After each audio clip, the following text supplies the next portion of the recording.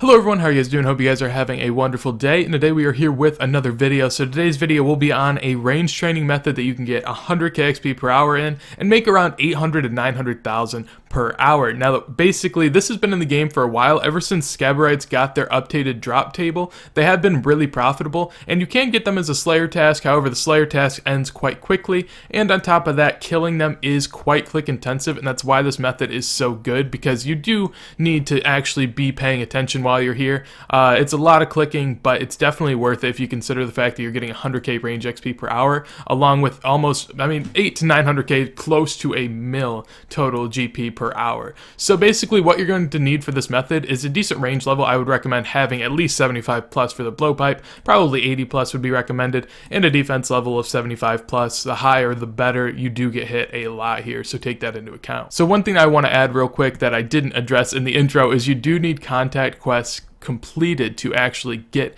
into this area, so make sure you have that done before trying this method. The armor setup that I have is kind of going for more prayer and some range. I could afford full armadillo, however, since I guess most people probably don't have it, I figured this was the setup that I would test with today. Basically an anguish is the only thing that costs a lot within this setup, and then other than that, kind of go for a prayer slash range hybrid. Now along with this, in the inventory you do need a cannon. I guess you really don't necessarily need one, however your cannon will be doing a ton of DPS while you're down here, and that'll be what you want to focus on, so cannon is definitely recommended, along with cannon balls, which I will grab here in a second. On top of that, you want 3 prayer potions, a ranging potion. You need a light source and a tinderbox. Your light source will go out, so if you don't bring a tinderbox, you will have to teleport or just die. Now on top of that, there are 3 things that I have more for convenience, but you don't necessarily need them. An herb sack, as these things do drop a decent amount of herbs. Really, if you don't want to bring the herb sack, it's not all that necessary, however it is a little helpful at times.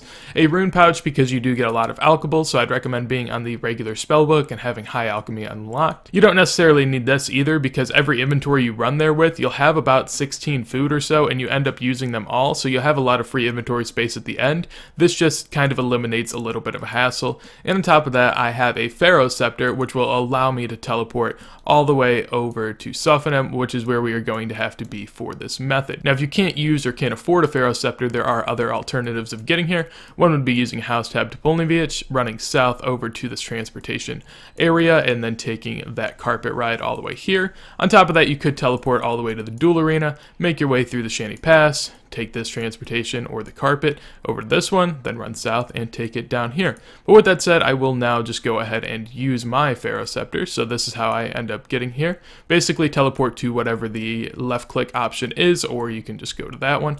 And on top of that, you will want to leave the tomb that you are currently in. And basically from the pyramid, all you're going to want to do is go to the northeast. You will be in this little hideout, and you'll go down the ladder. Now from here, you'll be at a bank area. You can use this, and this will be where you will be banking for this entire method.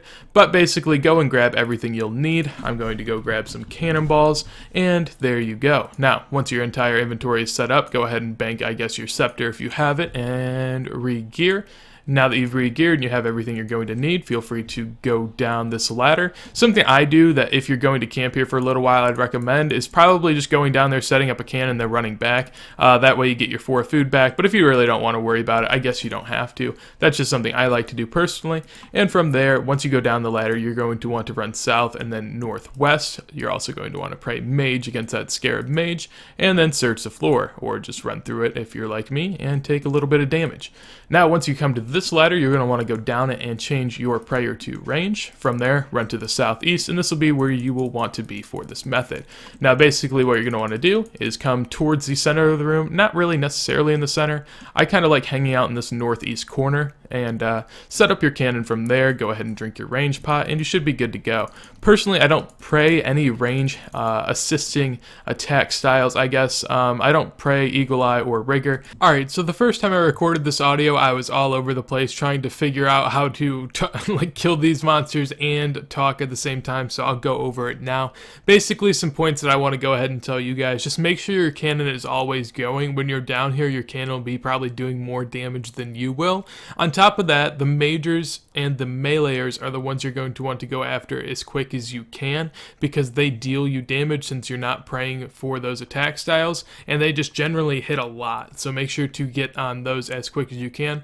Another thing, use the rangers for your benefit. Make sure to use them to try to block off other meleeers, but the majors you can't. So just make sure you're blocking off the meleeers with those to get dealt the least amount of damage and really keep your trip times up. And now with that said, I'm going to go ahead and test this out for 1 hour and find out what kind of loot you guys can expect to see. Alright, and here we are after the loot from 1 hour of killing the Scabberites, and basically this is what I have. In the bottom you guys can see what all I use, so I will price check that later. However, to start, we will go ahead and price check the entirety of this tab up top, and this is all the stuff that I got from drops, obviously. A decent amount of Alex, obviously. I used 13. On top of that, I do have some herbs. I did have a lot of random ones, which I just replaced with 10k coins, considering having all of them in my inventory wasn't possible, and I kind of like the setup of this one. So there we are. The loot from the hour was 1.6 mil. Could be a little more if I would have been a little better at it, but over time you really start to learn more of how to kind of lure them, and that definitely did help, and I felt like my improvement over the hour was tremendous. Now if we go ahead and look at the amount of stuff used, now I did start off with 8,000 cannonballs, which means I used 2,500, so we will add 2,500 to that in total. So here is all of the stuff besides cannonballs. Then once we go ahead and add 2,518, that will give us the total cost per hour. Now we have about 850k cost in an hour, and assuming that I'm making 1.6 to 1.7 mil, you minus 850k, this comes in at around 8 to 900k per hour, which is not too bad at all. It's definitely a really good method. I got about 100k experience in this hour, so I mean, it's really something to look towards if you are someone that is doing Nightmare Zone or something like that. This is one of the best ranging methods in the game. Now maybe for efficiency, Chinchampas might be better. I would assume the average player probably doesn't want to do this since it is kind of click intensive, but people are willing to do a lot of click intensive methods within the game for better profit or better XP, and to get 100k plus per hour XP along with a 900k almost profit, I would say that that's definitely worth it, and I hope that more people check this out in the future. So hopefully this guide was helpful for you guys. If it was, make sure to leave a like. If there's anything you guys want to tell me, comment that down below. If you enjoy the content, make sure you subscribe to the channel. I have Twitter and Twitch in the description down below. But with that said, hopefully you guys have a wonderful day.